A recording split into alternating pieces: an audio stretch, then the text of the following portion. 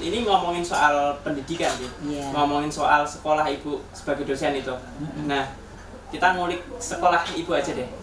Itu seperti apa Bu? Apa yang diajarkan dan masa depan fisioterapis tuh gimana sih? Ya, terima kasih. Akademi Fisioterapi itu di Jogja. Iya. Akademi Fisioterapi ya cuma satu di tempat saya. Akademi Fisioterapi YAB. YAB itu Yogyakarta Angga Binangun. Jogja Angga itu fisik, Binangun membangun, menyembuhkan. Makanya namanya itu. Lah, untuk memang dalam fisioterapi sendiri itu masih belum banyak yang tahu ya. Yang tahu ya mungkin ada saudaranya apa siapa yang pernah berobat ke fisioterapi gitu, atau mungkin eyangnya apa siapa yang pernah kena sakit stroke sakit apa lah baru tahu fisioterapi lah. Karena kemarin itu ada gempa, nah itu baru berapa persen ya, baru 50-60%an baru tahu bahwa fisioterapi itu sangat bermanfaat. Nah untuk itu maka sekarang sudah mulai sekolah ke fisioterapi. Fisioterapi itu di situ akan diajarkan namanya kurikulum itu ya tentang anatomi otot dan tulang, syaraf gitu. Kemudian khusus exercise terapi itu, jadi latihan-latihan apa yang harus dikerjakan oleh pasien yang diajarkan oleh fisioterapi. Kemudian fisiologi, ilmu faal gitu, ilmu faal. Nah itu juga diajarkan. Kemudian selain itu juga yang namanya syaraf, kemudian sendi, kemudian semua tubuh manusia, anatomi selengkapnya itu juga diajarkan. Nah, jadi kurikulumnya itu ya sangat kompleks lah ya, seperti kedokteran itu. Cuma mungkin tidak mendetail sekali. Kalau setiap semester 1 akhir itu biasanya tempat kami juga praktikum mayat di UMY. Praktikum mayat. Jadi biar tahu ini otot apa di sini, tulang siapa. Jadi praktikum mayat itu jadi ada mayat, terus di situ ada otot-ototnya diajari sama dosennya. Oh ini otot gastrocnemius, oh ini tulang apa, biar fisioterapi itu tahu dan tidak keliru nanti untuk pegang otot-otot itu. Nah kebetulan lulusan fisioterapi ini memang tahun 20 itu ada dari pemerintah bahwa seluruh puskesmas di Indonesia sebaiknya minimal harus punya 1 fisioterapis. Ya. Tapi ternyata di Jogja aja juga belum terpenuhi, ya masih banyak yang belum. Jadi ya makanya kita harus bekerja keras ya. Lulusan fisioterapi tempat saya itu lulus itu disalurkan. Jadi biasanya ada dari rumah sakit mana kan telepon tempat saya, oh mana yang butuh ini rumah sakit Bondowoso, rumah sakit Purworejo ini itulah. Terus nanti saya tawarkan siapa yang mau ke Purworejo, siapa yang ini. Berarti fisioterapis itu bisa masuk ke jenjang kerja ke rumah sakit ya Bu? Loh, iya memang fisioterapis itu kerjanya juga satu di rumah sakit, juga di klinik, di puskesmas, bisa mandiri. Berarti peluang sebagai fisioterapi itu masih sangat terbuka. Dan sekarang ini satu fisioterapis menangani 15.000 orang. Jadi kita masih butuhnya banyak. Sangat kewalahan sekali. Iya. Cuma ya itu masih banyak yang belum tahu. Medis saja juga masih ada yang belum tahu, apalagi orang awam gitu. Jadi ya masih sebetulnya kita masih butuh banyak sekali untuk fisioterapis. Apa di DIY saja puskesmas kan belum semua punya. Tapi jadi, sudah menjadi anjuran pemerintah bahwa tahun 20 itu setiap puskesmas harus sudah mempunyai minimal 1 fisioterapis. Tapi karena tenaganya kurang, ya. Kalau di kampus yang Ibu mengajar itu berarti outputnya maksudnya kan ada semester 1, 2 ya, itu sampai semester 6. Iya.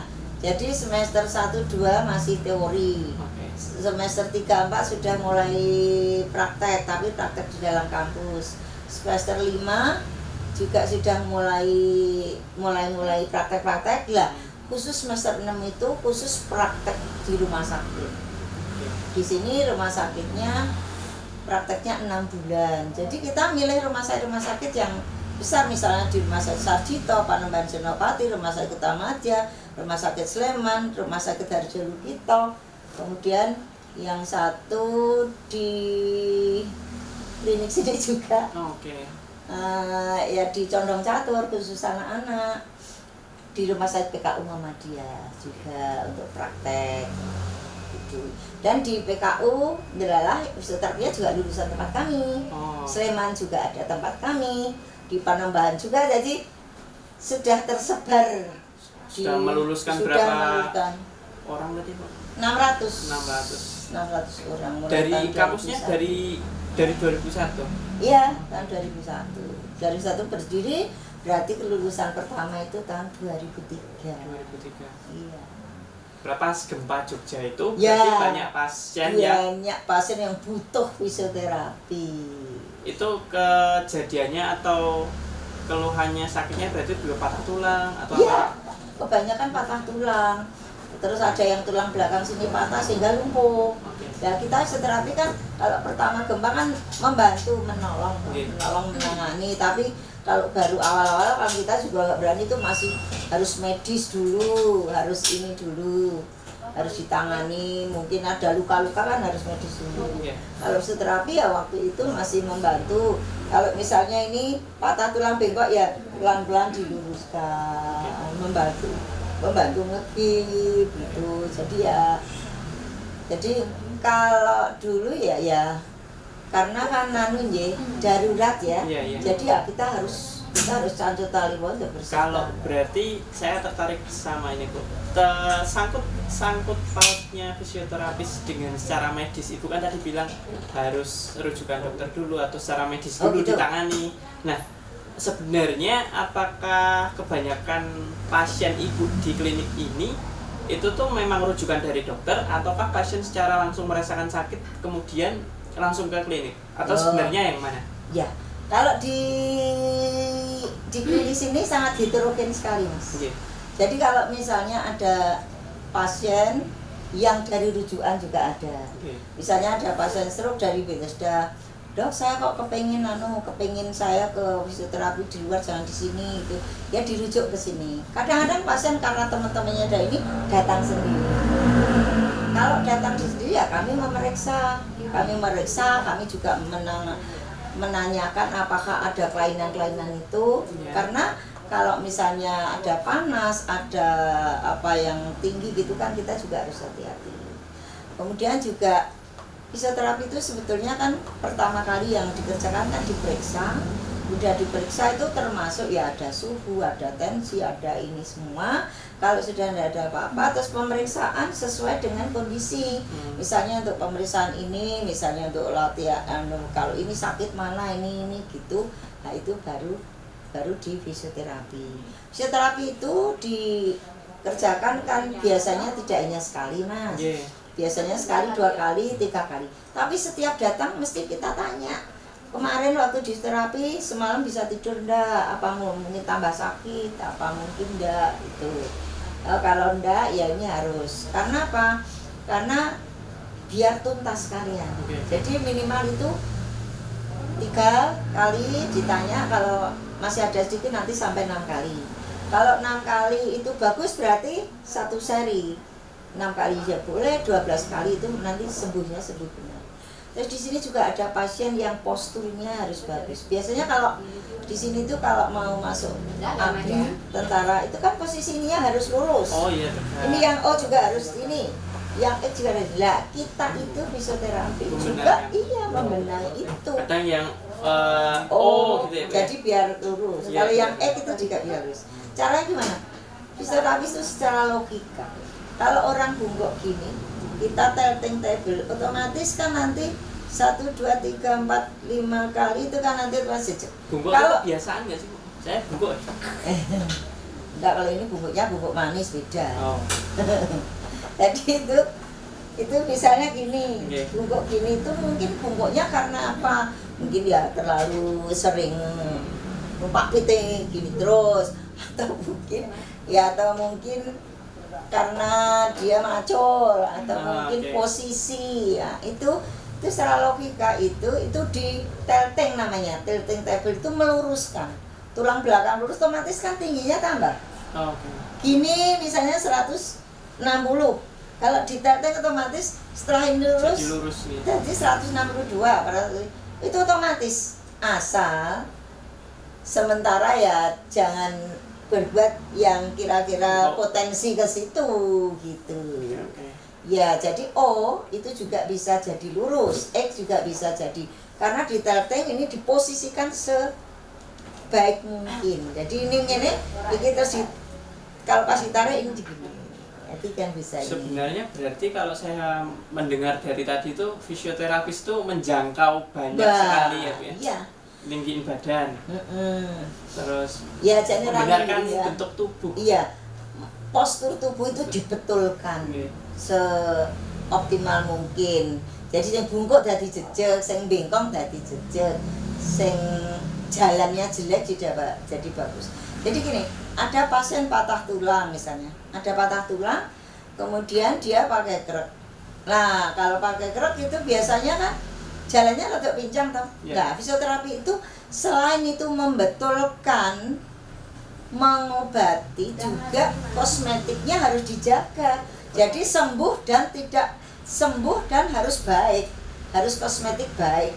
Jadi jangan cacat. Zaman dulu tuh kan ada pas ora mari mari ning catasi rapopo ning penting mari ndak. Kalau fisioterapi itu selain juga memperbaiki kosmetiknya juga menyembuhkan. Jadi menyembuhkannya tuh karepe mau sempurna gitu. Jadi pasien puas. Wis mari terus ora cacat gitu. Ceritanya. Jadi pasien di sini itu yang datang ke sini itu bisa rujukan dari dokter. Yang kedua, mungkin dari mulut ke mulut orang-orang itu juga bisa. Nanti toh di sini diperiksa lagi. Bahkan ibu juga bisa merujuk ke dokter kembali ya. Kalau misalnya saya kurang tahu ya, ini kok pasiennya itu kok tulang belakangnya kok tak periksa kok rodok jendol, rodok ini. Ini kok ini kalau misalnya di fisioterapi ini masih kesakitan, saya merujuk ke dokter biar diberi obat. Jadi bisa dua alat toh, yang satu fisioterapi dengan diberi obat otomatis sembuhnya kan cepat gitu. Dokter juga kalau pengen fisioterapi kan merujuk sini. Nanti ya saya setelah dirujuk saya ngasih surat. Kalau sudah berapa kali saya ngasih surat, dikembalikan ini setelah saya garap sekian kali ada kemajuan apa, ada ini apa gitu. Jadi kita saling memperbaiki, mengobati pasien, bekerja bersama-sama. Jadi kalau orang bersama-sama diangkat bareng-bareng otomatis kan cepat sembuh. Dibandingkan nek dhewe wis isih susah gengsi. Nah, itu enggak boleh. Orang medis itu enggak boleh. Jadi mungkin dokter juga misalnya saya mau kurang jelas, saya mau ngirim foto juga boleh. Karena fisioterapis itu juga ada promosi, preventif, kuratif, dan rehabilitatif. Oke. Penjelasan dari Ibu fisioterapis di Jogja yang alamatnya tempat praktek ini di mana Bu? Bisa diulang lagi, Bu? Terima kasih. Alamat praktek saya jangan lupa di Klinik Fisioterapi Murono, Jalan Mangkuyudan nomor 51, Yogyakarta. Di arahnya di Jalan Parangtritis ada Hotel Matahari, ke barat kira-kira 50 meter, disitulah. Dan aktivitas saya sebagai dosen Akademi Fisioterapi YAB Yogyakarta, Jalan Ring Road Selatan, Malangan, Giwangan. Jangan lupa, mari kita bergabung dengan kami. Assalamualaikum. Waalaikumsalam warahmatullahi wabarakatuh. Terima kasih Bu. Ya, sama-sama.